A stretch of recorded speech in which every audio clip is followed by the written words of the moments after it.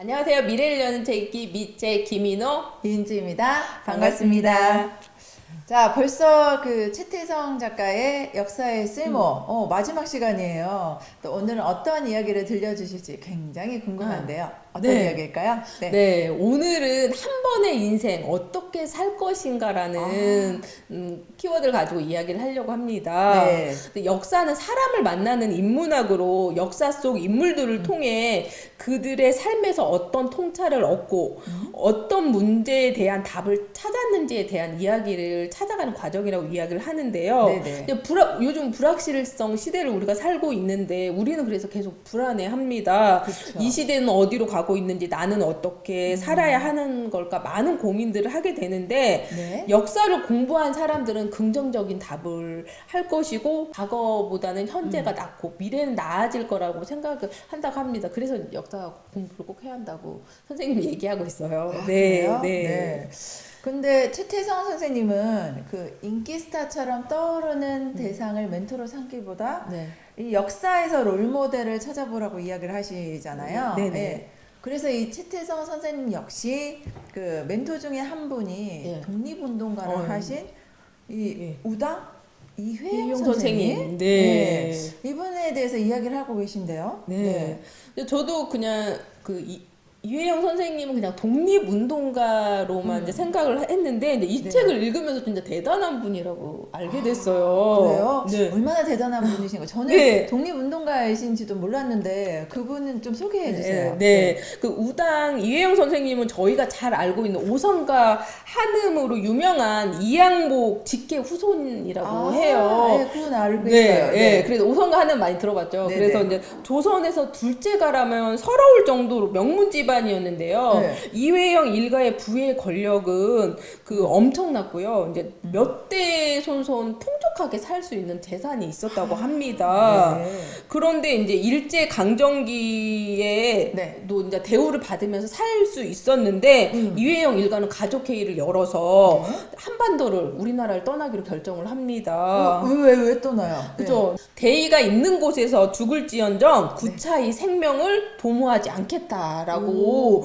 이제 결정을 가족회의에서 내렸대요. 뭔가 큰 네, 뜻을 품으셨나 봐요. 네, 그래서 이회영 일가는 국외에서 독립운동 기지를 건설하기 위해서 급히 재산을 처분했다고 해요. 네, 그래서 이제 일본에서 이 사실을 알면 방해할지 모른다고 해서 네. 명동 일대의 땅과 집과 물건들을 헐값에 내놓고 저기 다 처분을 했는데 그 돈이 네. 지금 시세로 하면 600억이 넘는다고 해요. 600억 네, 그러니까 얼마나 큰 재산가의 집이었는지 알 수 있죠. 네. 만주로 간 이혜영 선생님은 동료들과 함께 신흥무관학교의 전신인 신흥학교를 설립을 합니다. 네. 예, 신흥무관학교 출신 독립투사들이 1920년 항일 무장 투쟁에 앞섰는데요. 네. 우리들이 잘 알고 있는 그 봉오동 저투의 홍범도, 예, 그리고 우리나라 그 독립투쟁 사상 최대 규모의 승리를 거뒀던 그 청산리 전투의 그 김자진 장군도 신흥무관 학교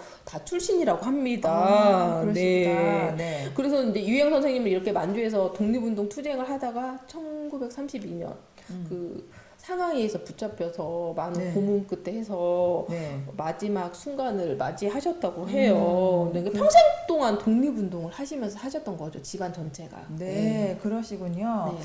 자, 후세를 위해서 이렇게 몸을 바쳐서 싸우신 분들이 있으시기 때문에 현재 우리의 모습이 또 있지 않나 싶은 생각이 듭니다. 그죠? 네. 자, 우리도 다음 세대를 위해서 과연 어떤, 그죠? 것을 남겨야 할까? 네. 어른에 대한 입장에서 또 한번 생각을 해보게 되는 건데요. 이런 생각을 이끌어내는 게 또 역사의 네. 또 다른 힘인 것 같습니다. 같습니다. 네. 네, 역사에 이렇게 많은 위인분들이 나라와 후세를 사랑했기 때문에 우리가 현재에 있는 것 같습니다. 네. 그리고 우리 역사에서 빼놓을 수 없는 게 그 1919년 3월 1일에 있었던 3.1 운동입니다. 네. 3.1 운동은 우리가 그 전까지는 제국의 시대로 사람들의 황제의 보살핌을 받는 백성이었어요. 그렇죠. 그런데 이제 모든 권력은 왕이 아닌 국민으로부터 나온다는 근대 혁명의 DNA를 장착한 그 능동적이고 주체적인 시민들이 탄생을 했고요. 네. 반만년 시간 동안 백성으로 살던 우리들이 네. 시민으로 됐던 계기가 된 오. 사건입니다. 네, 그렇죠. 그래서 3.1운동은 대한제국이 대한민국으로 됐고 네. 백성이 시민으로 변화한 계기가 되었습니다. 네. 네. 지금의 시대를 사는 우리들은 태어날 때부터 국민이고 시민이었기 때문에 이 단어의 힘을 잘 모르는데 그렇죠.